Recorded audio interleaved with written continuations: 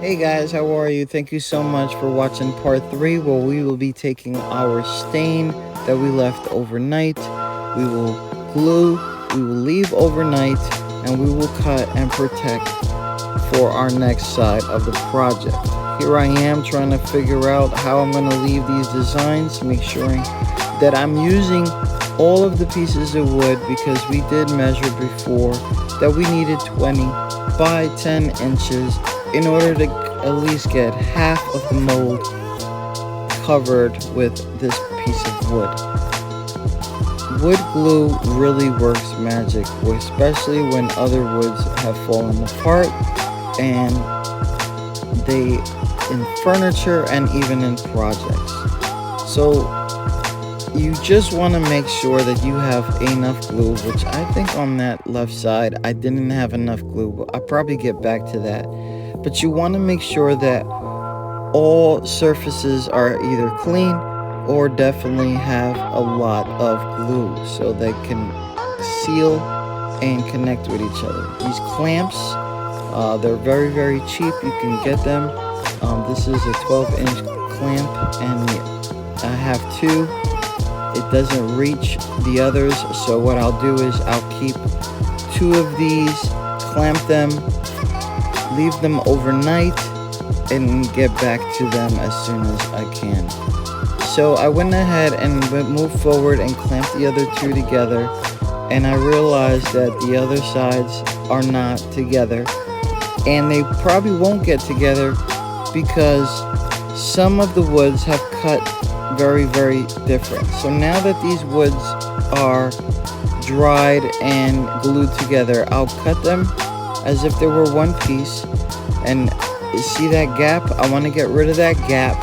So I'm going to take this Blade Runner, I'm going to move it to maybe 1/8 of an inch because I don't want to lose too much of wood, and go down the side all the way until I can get a straight line, which, remember, we're at the house. Oh man, that needs glue. Don't worry, it's all good. So now you see no gap. I'll definitely glue that all together. I'll figure out how I'm gonna glue it all together, but I definitely see a gap there, but I guess it'll look good. So you know what? Let me just get my glue, put an excessive amount of glue on here, clean up any kind of spillage, and clamp, and do it again here, and definitely going to clamp. I will leave this overnight and we'll see what happens now. So here it is. I checked on this a few times. I didn't move the clamps, but we have a board. It is 20 by 19. And now what I'm going to do is I'm going to create the first design. The first design, what I think should be, is a moon.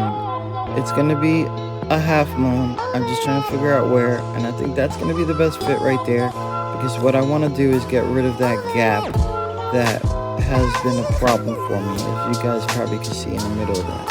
So I'm going to leave some of the gap. I'll probably design something by it so it doesn't look too crazy. But here it is. I'm going to create a cut that will leave this looking kind of like a half moon, crescent moon type style. I had to switch the blade because I used metal before for something else, and I just want to make sure that we're using the right blades. So I know it doesn't look even, but that's a reason for that. I just want to leave a little bit more wood there so that way I can sand some of that off.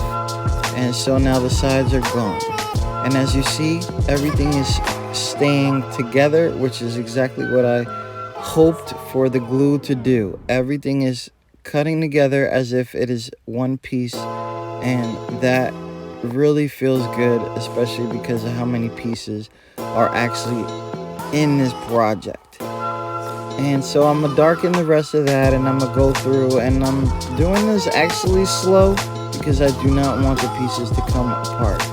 I'm gonna go ahead and clean up. You guys know how the deal is with that. I'm gonna look at the mold, and it actually fits really good. So I can't wait to get into that. But as of right now, I'm gonna use this 320 grit because the stain is there and I don't want it to really come off.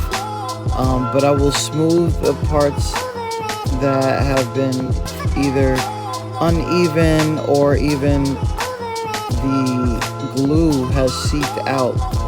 So I'm going to take all those things out. I'm also going to use a 320 sponge. Yes, there's sponges out there that you can actually wet that have 320 grit. So yes, I'm doing all the sides and everything like that. All this is going to make sense here in a second. You really want it as smooth as possible. You cannot fix it later when you're trying to do stuff. So here I am. I'm using the sponge that I said before. It's just wet, and wet sanding is cool, and I'm torching it a little bit so it can heat up faster. Now I'm going to use this polyurethane. It's oil-based. It's clear, but it has a little bit of a tint, and the reason I want the tint is it brings back the colors that were gone, and it kind of looks a little bit more natural. So what I'll do after this, get a really good even coat, and then I will cover it. It usually takes a few hours, but I'm probably going to leave it over the day, and I'll use the same mold, and I will cover it, and we'll get to our next video. Thanks so much for watching.